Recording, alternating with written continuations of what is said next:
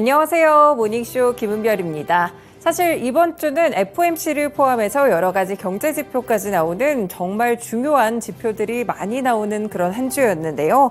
일단 뉴욕 증시 첫 번째 고비를 넘었습니다. 지난달 소비자 물가지수가 예상만큼 둔화하면서 시장은 상승했고요. S&P 500 지수 그리고 나스닥 지수는 13개월 만에 최고치로 올라섰습니다. 연준의 행동은 결국에 제한적일 수밖에 없다는 전망들이 나오면서 금리 동결이 우세해지고 있고요. 이 덕분에 시장이 이렇게 오르고 있는 구간인데요. 이 결과를 반영한 FOMC 모습까지 앞으로 전망들이 어떻게 될지 살펴보시면서 오늘도 모닝쇼 뉴스 보면서 출발하겠습니다. 네, 오늘 첫 번째 소식은 아무래도 모든 이 지표들이 가장 관심을 쏠려 했었던 CPI 지표들을 살펴보실 텐데요. 연상승률 4%로 집계가 됐습니다. 전달에 비해서는 0.1% 상승하는 데 그쳤고요. 12개월 누적 연상승률이 4%를 기록한 것인데요. 일단 연인플레가 전월의 4.9%에서 0.9%포인트 하락하게 됐고요. 2년 2개월 전인 2021년 3월에 2.6% 이후에 가장 낮은 수치를 보여줬습니다. 이 인플레는 지난해 6월 9.1%까지 치솟았다가 미국이 계속해서 기준금리 인상을 단행해오자 드디어 그 효과가 발생하고 있다고 시장에서는 분석하고 있는데요. 에너지와 식품 가격을 제외한 근원 CPI도 보셔야겠죠. 역시나 예상치만큼 둔화되는 모습이었고요. 근원 CPI는 5.3% 상승을 기록했습니다. 네, 이렇게 전월보다 0.2%포인트나 줄었고요. 종합칩보다는 내림폭이 낮았는데요.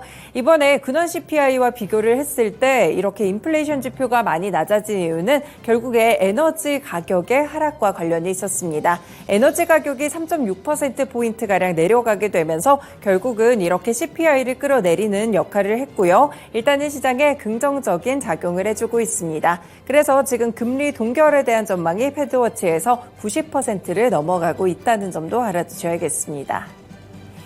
네, 두 번째 소식 보겠습니다. 미국의 반도체 기업 AMD가 현지 시간으로 13일 인공지능용 슈퍼칩을 공개했는데요. 엔비디아의 아성에 도전하겠다는 도전장을 내밀었습니다.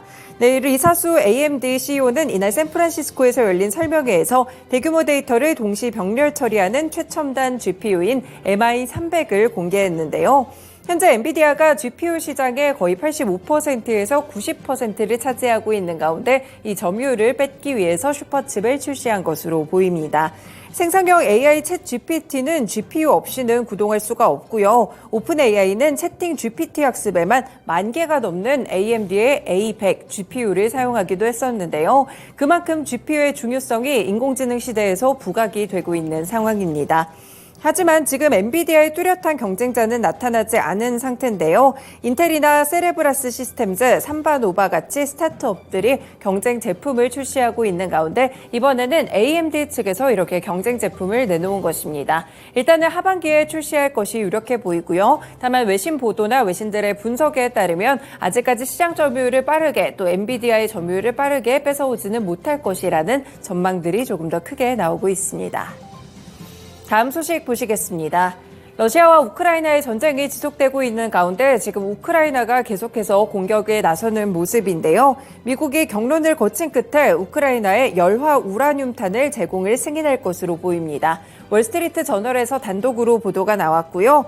미 당국자들을 이용해서 미국 정부가 우크라이나에 제공할 에이브럼스 전차를 어떻게 무장할지 수주 동안 논의해서 결정했는데 결국에는 열화 우라늄탄을 보내는 방향으로 결정이 됐습니다.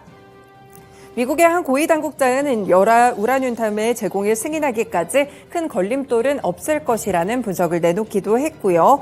지금 우라늄 농축 과정에서 발생한 열화 우라늄을 사용한 전차포탄으로 굉장히 빠른 속도로 발사돼서 먼 거리에서도 적군 전차의 장갑을 관통할 수 있어 효과적인 무기로 꼽히고 있지만 결국에 미국에서도 고심을 했던 부분은 바로 인간과 환경에 큰 피해를 줄 수 있기 때문입니다. 다만 이번에는 승인을 하게 됐고요. 결국에 미국 정부의 고위 관계자들은 우크라이나가 최대한 대반격에서 성과를 내도록 해서 평화 협상이 만약 개최될 경우에 유리한 고지를 차지하는 것을 목표로 하고 있다고 전했습니다. 네, 이렇게 전쟁 상황까지도 함께 체크해 두셔야겠고요. 오늘도 세 가지 소식들 전해드렸습니다. 모닝쇼 출발합니다.